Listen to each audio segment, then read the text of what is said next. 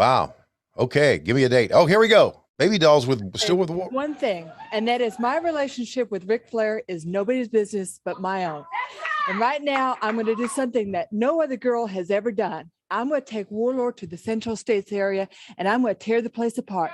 I'm going to show those Plainsmen something that they have absolutely never seen before, especially in Baby Doll, and most of all in Warlord. So Central States, watch out, because we're coming. Baby Doll and the Warlord, and a threat to the Central States area from Baby Doll and the Warlord. World Championship Wrestling once again. Wait a minute.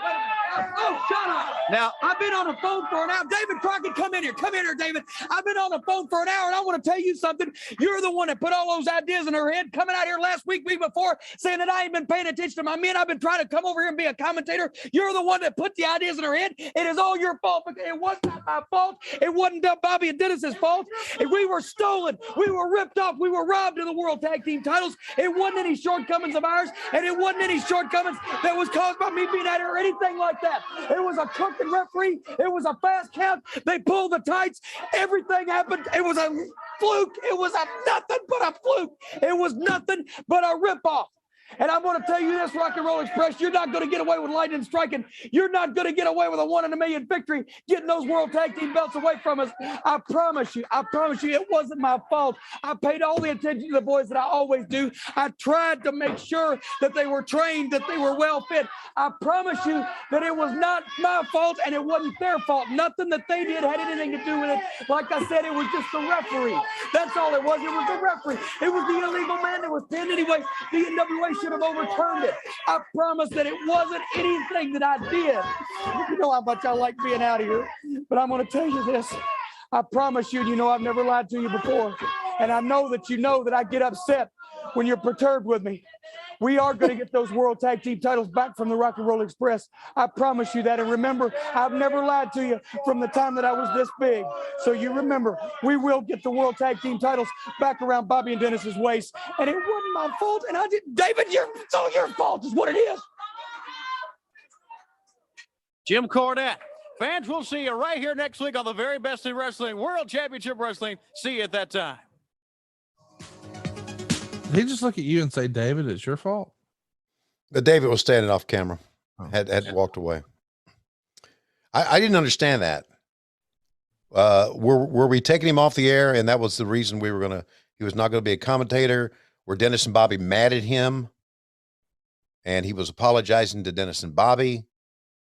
I didn't understand that, but it was good. It was entertaining. He was apologizing to his mama. Oh, to his mama? Yeah, because he said since I was this big. Okay, got it. I've never lied to you since I was this big. All that. Okay, got it.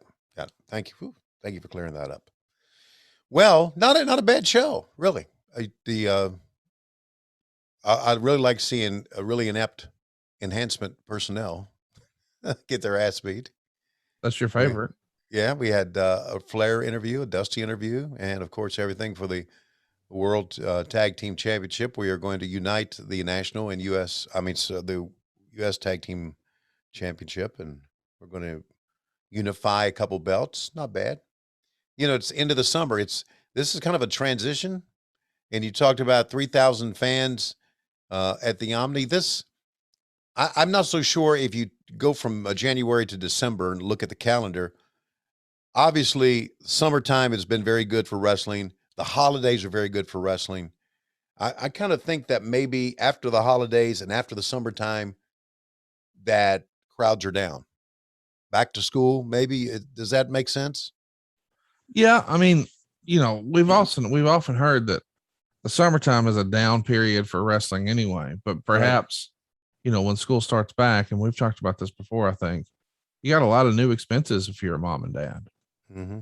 You know, you got to pay for the kids' back to school clothes and a lot of stuff. Yeah. But Tony, right now, it feels like it's about that time. Coming to the ring, ladies and gentlemen, the tag team, and take a look at their brand new singlets. Dave Silva and I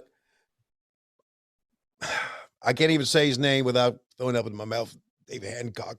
Oh God. And would you take a look? They turned around, and here comes their opponent. My God, it is Conrad Thompson along with his valet, Megan. She doesn't even want to be here, but she's here. And Conrad grabs Dave in the back, got some fed back, put in your beans. We're desperately out of time. We'll see you next week. We come to you every Wednesday here on Cumulus Podcast. And on Monday, we are on Patron.